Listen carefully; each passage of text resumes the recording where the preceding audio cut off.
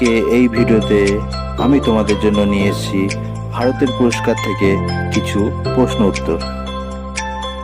চলো দেখা যাক। প্রথম প্রশ্নটা কি বলেছে, নোবেল পুরস্কার দেওয়া কবে থেকে চালু হয়েছিল?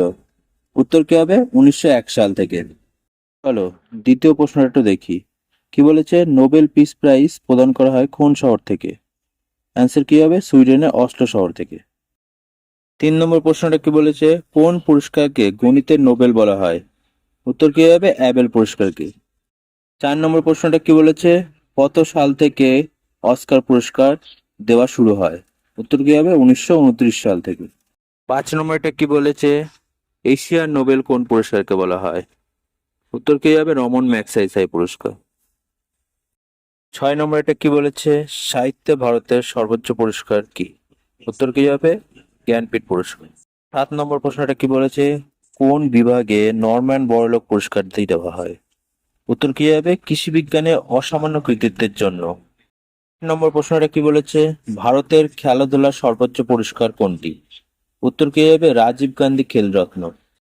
9 নম্বরটা কি বলেছে, স্থাপত্যবিদ্যার নোবেল কোন পুরস্কারকে বলা হয়?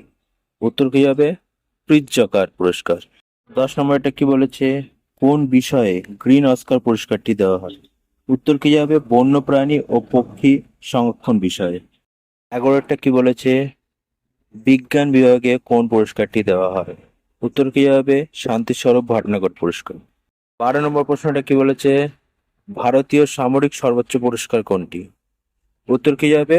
পরমবীর চক্র। 13 নম্বরটা কি বলেছে, ভারতীয় অসামরিক সর্বোচ্চ পুরস্কার কোনটি? উত্তর কি হবে? ভারতরত্ন পুরস্কার।